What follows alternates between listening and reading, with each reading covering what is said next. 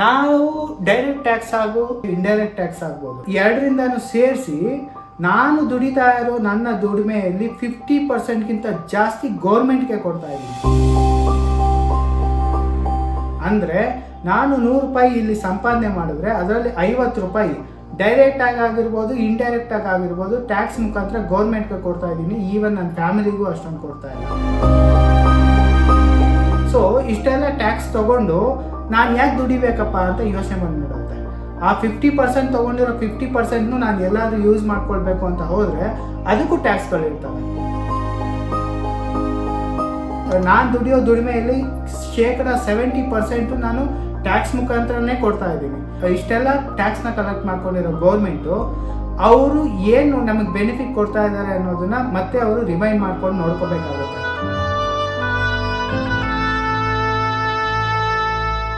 ನಮಸ್ಕಾರ ವೀಕ್ಷಕರೇ, ಇವತ್ತಿನ ಟಾಪಿಕ್ಕು ಟ್ಯಾಕ್ಸ್ ಬಗ್ಗೆ ಮಾತಾಡೋಣ.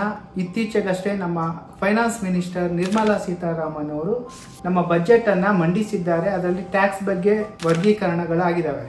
ಸೊ ಆ ಟ್ಯಾಕ್ಸ್ ಬಗ್ಗೆ ನಾವು ಈಗ ಮಾತಾಡೋದು ಬೇಡ. ಬಟ್ ಆದರೆ ನಮ್ಮ ಟ್ಯಾಕ್ಸ್ ಅಂದರೆ ಏನು, ಟ್ಯಾಕ್ಸ್ ನಾವು ಯಾಕೆ ಕಟ್ಟಬೇಕು, ಯಾವ್ಯಾವ ವಿಧಾನದಲ್ಲಿ ಟ್ಯಾಕ್ಸ್ ಕಟ್ತೀವಿ ಅನ್ನೋದನ್ನು ನಾವು ಈಗ ಚರ್ಚೆ ಮಾಡೋಣ. ಟ್ಯಾಕ್ಸ್ ಬಗ್ಗೆ ನಾವು ಮಾತಾಡೋದಾದರೆ ಟ್ಯಾಕ್ಸ್ ಅನ್ನೋದು ಎಲ್ಲಿಂದ ಬಂತು, ಅದನ್ನು ಯಾರು ಆರಂಭಿಸ್ತಾರೆ ಅನ್ನೋ ವಿಷಯ ತಿಳ್ಕೊಬೇಕು ಅಂದರೆ ನಾವು ನಮ್ಮ ಹಿಸ್ಟ್ರಿನ ನೋಡಬೇಕಾಗುತ್ತೆ. ವಿಲಿಯಂ ಜಾನ್ಸನ್ ಅನ್ನೋ ಒಬ್ಬ ಬ್ರಿಟಿಷ್ ಅಧಿಕಾರಿ ಫೈನಾನ್ಷಿಯಲ್ ಮಿನಿಸ್ಟರ್ ಆಗಿರ್ತಾರೆ. ಅವರು ಟ್ಯಾಕ್ಸ್ ಅನ್ನೋ ಕಾನ್ಸೆಪ್ಟ್ನ ಇನ್ಕಮ್ ಟ್ಯಾಕ್ಸ್ ಅನ್ನೋ ಕಾನ್ಸೆಪ್ಟ್ನ ತರ್ತಾರೆ. ಆ ಇನ್ಕಮ್ ಟ್ಯಾಕ್ಸು ಆಗಿನ ಬ್ರಿಟಿಷ್ ಗೌರ್ಮೆಂಟ್ನ ಫೈನಾನ್ಷಿಯಲ್ ಪೊಸಿಷನ್ನ ಇನ್ಕ್ರೀಸ್ ಮಾಡೋ ಸಲುವಾಗಿ ಎಮರ್ಜೆನ್ಸಿ ಟ್ಯಾಕ್ಸ್ ಅಂತ ತಗೊಂಬಂದು ಇಂಟ್ರಡ್ಯೂಸ್ ಮಾಡ್ತಾರೆ. ಅದು ಈಗ ಕಂಟಿನ್ಯೂ ಆಗ್ತಾನೇ ಇದೆ. ಅದರಿಂದ ಈಗಲೂ ಕೂಡ ನೀವು ಎಲ್ಲರೂ ಸೇರಿ ಇನ್ಕಮ್ ಟ್ಯಾಕ್ಸ್ ಅಂತ ಕಟ್ತಾ ಇದ್ದೀವಿ. ಇನ್ಕಮ್ ಟ್ಯಾಕ್ಸ್ ಅಂತ ಹೇಳೋಕ್ಕಿಂತ ಮುಂಚೆ ಟ್ಯಾಕ್ಸ್ ಅಂತ ಹೇಳೋದಾದರೆ 2 ಥರದ ಟ್ಯಾಕ್ಸ್ಗಳಿದ್ದಾವೆ. ಒಂದು ಡೈರೆಕ್ಟ್ ಟ್ಯಾಕ್ಸು ಮತ್ತು ಇಂಡೈರೆಕ್ಟ್ ಟ್ಯಾಕ್ಸು. ಇಂಡೈರೆಕ್ಟ್ ಟ್ಯಾಕ್ಸು ಎಲ್ಲ ಕಡೆ ನಿಮ್ಗೆ ಅನುಭವ ಆಗಿದೆ, ನೀವು ತುಂಬ ಜಾಗದಲ್ಲಿ ಕಟ್ತಾ ಇರ್ತೀವಿ. ನಾವೇನೇ ವಸ್ತುಗಳನ್ನ ಪರ್ಚೇಸ್ ಮಾಡಿದ್ರು, ಯಾವುದೇ ಸರ್ವಿಸ್ನ ನಾವು ಪರ್ಚೇಸ್ ಮಾಡಿದ್ರು, ಯಾವುದೇ ಸರ್ವಿಸ್ನ ನಾವು ಕೊಂಡ್ಕೊಂಡ್ರು ಅದಕ್ಕೆ ಟ್ಯಾಕ್ಸು ಗೌರ್ಮೆಂಟು, ಸ್ಟೇಟ್ ಗೌರ್ಮೆಂಟು ಮತ್ತು ಸೆಂಟ್ರಲ್ ಗೌರ್ಮೆಂಟು ಎರಡೂ ಸೇರಿ ಟ್ಯಾಕ್ಸ್ಗಳನ್ನ ಹಾಕ್ತವೆ. ಹಾಗಾಗಿ ನಮ್ಮ ಮೂಲ ಬೆಲೆ ಜಾಸ್ತಿ ಆಗುತ್ತೆ. ಆ ಟ್ಯಾಕ್ಸ್ಗಳನ್ನ ಸೇರಿಸಿ ನಾವು ಪ್ರತಿಯೊಂದನ್ನು ಪಡ್ಕೋತೀವಿ. ಡೈರೆಕ್ಟ್ ಟ್ಯಾಕ್ಸ್ಗಳಲ್ಲಿ ಪ್ರೈಮ್ನಲ್ಲಿ ನಿಂತ್ಕೊಳ್ಳುತ್ತೆ ನಮ್ಮ ಇನ್ಕಮ್ ಟ್ಯಾಕ್ಸ್. ಪ್ರತಿಯೊಬ್ಬ ವ್ಯಕ್ತಿನೂ ಏನೇ ಒಂದು ದುಡಿಮೆ ಮಾಡಿದ್ರು ಅದನ್ನು ನಾವು ಗೌರ್ಮೆಂಟ್ಗೆ ಇಷ್ಟು % ಅಂತ ಟ್ಯಾಕ್ಸ್ ಕಟ್ಟಬೇಕಾಗುತ್ತೆ. ಅದಕ್ಕೆ ಡಿಫ್ರೆಂಟ್ ಇನ್ಕಮ್ಗೆ ಡಿಫ್ರೆಂಟ್ ಸ್ಲ್ಯಾಬ್ಗಳಲ್ಲಿ ನಾವು ಟ್ಯಾಕ್ಸ್ ಕಟ್ಟಬೇಕಾಗುತ್ತೆ. ಸೊ ಈ ಟ್ಯಾಕ್ಸ್ನ ನಾವು ಯಾಕೆ ಕಟ್ಟಬೇಕು ಗೌರ್ಮೆಂಟ್ಗೆ, ಇದರಿಂದ ನಮಗೇನು ಬೆನಿಫಿಟ್ಟು ಅಂತ ನಾವು ಕೇಳೋದಾದರೆ, ಈ ಗೌರ್ಮೆಂಟ್ ಯಾವುದೇ ಗೌರ್ಮೆಂಟು ಆಡಳಿತ ಮಾಡಲಿಕ್ಕೆ ಅಂತಲೇ ಕೆಲವು ಹಣದ ಅವಶ್ಯಕತೆ ಇರುತ್ತೆ. ಆ ಹಣದನ್ನು ವಿವಿಧ ಮೂಲಗಳಿಂದ ಅದನ್ನು ಕಲೆಕ್ಟ್ ಮಾಡ್ತತ್ತೆ ಈ ಗೌರ್ಮೆಂಟು. ಆ ವಿವಿಧ ಮೂಲಗಳೇ ಡೈರೆಕ್ಟ್ ಟ್ಯಾಕ್ಸು ಮತ್ತು ಇಂಡೈರೆಕ್ಟ್ ಟ್ಯಾಕ್ಸು. ಈ ಟ್ಯಾಕ್ಸ್ಗಳನ್ನೆಲ್ಲ ಕಲೆಕ್ಟ್ ಮಾಡಿಕೊಂಡು ಅವರು ನಮಗೆ ಬೇಕಾದ ಫೆಸಿಲಿಟೀಸ್ನ ಕೊಡಬೇಕಾಗತ್ತೆ. ಆ ಫೆಸಿಲಿಟೀಸ್ಗಳು ಏನೇನು ಅಂದರೆ ಸ್ಕೂಲು, ಹಾಸ್ಪಿಟಲ್, ರೋಡು ಮತ್ತು ಗೌರ್ಮೆಂಟ್ ಕಡೆಯಿಂದ ಬರೋಂಥ ಫೆಸಿಲಿಟೀಸ್ ಇರ್ಬೋದು. ರೋಡು, ಗೌರ್ಮೆಂಟು ಏನೇನಿದೆಯೋ ಸರ್ವಿಸ್ ಗೌರ್ಮೆಂಟ್ ಕಡೆಯಿಂದ ಅಂತ ಬರುವಂಥ ಎಲ್ಲ ಸರ್ವಿಸಸ್, ನಮಗೆ ಫ್ರೀಯಾಗಿ ಬರುವಂಥ ಸರ್ವಿಸಸ್ನ ಗೌರ್ಮೆಂಟ್ ಈ ಟ್ಯಾಕ್ಸ್ ಹಣನ ಉಪಯೋಗಿಸ್ಕೊಂಡು ನಮಗೆ ಫ್ರೀಯಾಗಿ ಕೊಡ್ತವೆ. ಟಾಪ್ ಹೈಯೆಸ್ಟ್ ಟ್ಯಾಕ್ಸ್ ಪೇಯರ್ ಲಿಸ್ಟ್ನಲ್ಲಿ ನಮ್ಮ ಭಾರತನೂ ಹೊಂದಿದೆ. ವೀಕ್ಷಕರೇ, ನೀವು ಅನಲೈಸ್ ಮಾಡೋದಾದರೆ ಇತ್ತೀಚೆಗೆ ಅಂದರೆ ಲಾಸ್ಟ್ 5 ಇಯರ್ಸ್ನಲ್ಲಿ 30,000-35,000 ಆಫ್ ಇಂಡಿಯನ್ಸು ಇಂಡಿಯಾನ ಬಿಟ್ಟು ಹೋಗ್ತಾ ಇದ್ದಾರೆ. ಯಾಕೆ ಅಂದರೆ ಅವರು ಟ್ಯಾಕ್ಸು ಇಂಡಿಯಾದಲ್ಲಿ ಹೈಯೆಸ್ಟ್ ಇದೆ ಅಂತ ಫೀಲ್ ಆಗ್ತಾ ಇದ್ದಾರೆ. ಅವರು ಏನು ಇನ್ಕಮ್ ಮಾಡ್ತಾ ಇದ್ದಾರೆ ಆ ಇನ್ಕಮ್ಗಿಂತ ಜಾಸ್ತಿ ಅಂದರೆ ಪರ್ಸೆಂಟೇಜ್ ವೈಸ್ನಲ್ಲಿ ಟ್ಯಾಕ್ಸ್ ಇಂಡಿಯಾದಲ್ಲಿ ಜಾಸ್ತಿ ಇದೆ ಅನ್ನೋ ಕಾರಣಕ್ಕೆ ಇಂಡಿಯಾನ ಬಿಟ್ಟು ಬೇರೆ ಕಂಟ್ರಿಗಳಲ್ಲಿ ಹೋಗಿ ಅವರು ನೆಲೆಯನ್ನು ಹೂಡ್ಕೋತಾ ಇದ್ದಾರೆ. ನೀವು ಅಂಥ ಕಂಟ್ರಿಗಳಲ್ಲಿ ನೋಡಿದ್ರೆ UAE ಇರ್ಬೋದು, ಸ್ವೀಡನ್ ಇರ್ಬೋದು, ಅದರಲ್ಲಿ ಇನ್ಕಮ್ ಟ್ಯಾಕ್ಸೇ ಇಲ್ಲ. ಆ ಕಂಟ್ರಿಗಳಲ್ಲಿ ಇನ್ಕಮ್ ಟ್ಯಾಕ್ಸ್ ಇರೋದೇ ಇಲ್ಲ. ಬೇರೆ ಕಂಟ್ರಿಗಳಲ್ಲೂ ಡೈರೆಕ್ಟ್ ಟ್ಯಾಕ್ಸ್ ಮತ್ತು ಇಂಡೈರೆಕ್ಟ್ ಟ್ಯಾಕ್ಸ್ಗಳು ಇದ್ದಾವೆ. ಆದರೆ ಅವ್ರ ಎಜುಕೇಷನ್ನು ಮತ್ತು ಹಾಸ್ಪಿಟಲ್ಲು ಮತ್ತು ಸರ್ವಿಸ್ಗಳನ್ನ ಫ್ರೀಯಾಗಿ ಕೊಡ್ತಾರೆ. ಆದರೆ ಭಾರತದಲ್ಲಿ ಫ್ರೀ ಇಲ್ಲ. ಫ್ರೀ ಇದ್ರೂ ಅದರ ವ್ಯವಸ್ಥೆ ಸರಿಯಾಗಿಲ್ಲ.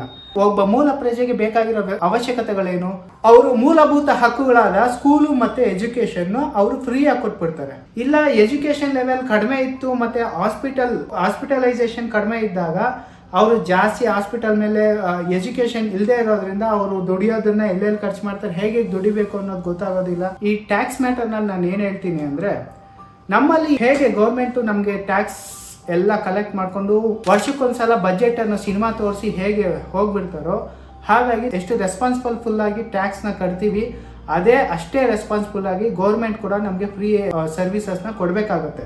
ಬೇರೆ ಎಲ್ಲ ಕಂಟ್ರಿಗಳಲ್ಲಿ ಫ್ರೀ ಎಜುಕೇಷನ್ ಮತ್ತು ಫ್ರೀ ಹಾಸ್ಪಿಟಲೈಸೇಷನ್ ಇರೋದ್ರಿಂದ ಆ ಕಂಟ್ರಿ ಡೆವಲಪ್ ಆಗ್ತಾ ಇದೆ, ಅವ್ರ ಟ್ಯಾಕ್ಸ್ ಲೆವೆಲ್ ಇನ್ಕ್ರೀಸ್ ಆಗ್ತಾ ಇದೆ.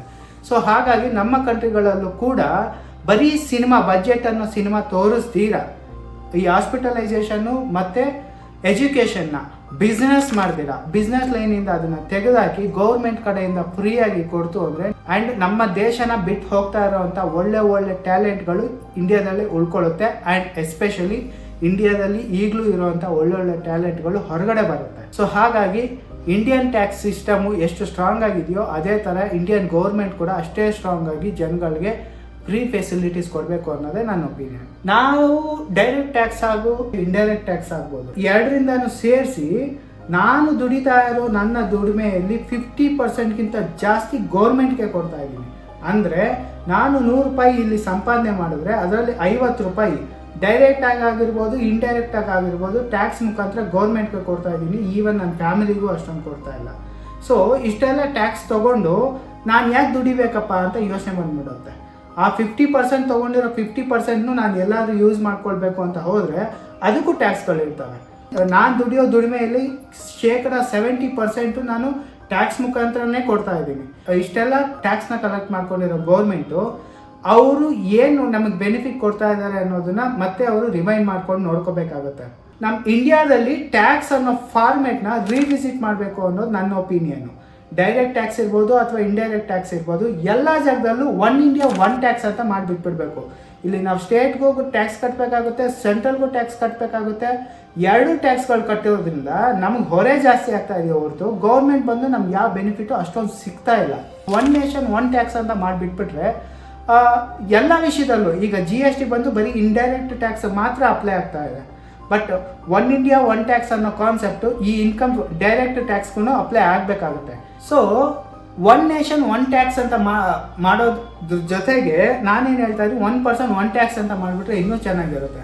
ಒಬ್ಬ ಪರ್ಸನು ಒಂದು ವರ್ಷದಲ್ಲಿ ಇಷ್ಟು ದುಡಿತಾ ಇದ್ದಾನೆ ಅಂದರೆ ಎಲ್ಲದಕ್ಕೂ ಸೇರಿಸಿ ಡೈರೆಕ್ಟ್ ಟ್ಯಾಕ್ಸ್ ಮತ್ತು ಇಂಡೈರೆಕ್ಟ್ ಟ್ಯಾಕ್ಸ್ ಎಲ್ಲದನ್ನು ಸೇರಿಸಿ ಇಷ್ಟು ಕೊಟ್ಬಿಟ್ರೆ ಸಾಕಪ್ಪ ಅಂತ ಬಿಟ್ಬಿಟ್ರೆ, ಯಾಕಂದರೆ ಯಾವಾಗಲೂ 1878ರಲ್ಲಿ ಯಾರೋ ಒಬ್ಬ ಅವನ ಎಮರ್ಜೆನ್ಸಿಗೋಸ್ಕರ ಅವನ ಕಂಟ್ರಿನ ಉದ್ಧಾರ ಮಾಡೋದಕ್ಕೆ ಇಂಟ್ರೊಡ್ಯೂಸ್ ಮಾಡಿರೋಂಥ ಟ್ಯಾಕ್ಸ್ ಸ್ಲ್ಯಾಬ್ನ ಈಗಲೂ 1000 ವರ್ಷ 100 ವರ್ಷಗಳ ಆದಮೇಲೂ ನಾವು ಅದನ್ನೇ ಫಾಲೋ ಅಪ್ ಮಾಡ್ಕೊಂಡು ಬರ್ತಾ ಇರೋದ್ರಿಂದ ಯಾರಿಗೂ ಏನೂ ಬೆನಿಫಿಟ್ ಇಲ್ಲ. ಹಾಗಾಗಿ ನಮ್ಮಲ್ಲಿರುವಂಥ ಎಕ್ಸ್ಪರ್ಟ್ಗಳು ಅದನ್ನು ರಿವಿಸಿಟ್ ಮಾಡಿ ರಿವೈಂಡ್ ಮಾಡಿದ್ರೆ ನಮಗೂ ಸ್ವಲ್ಪ ಬೆನಿಫಿಟ್ ಆಗುತ್ತೆ.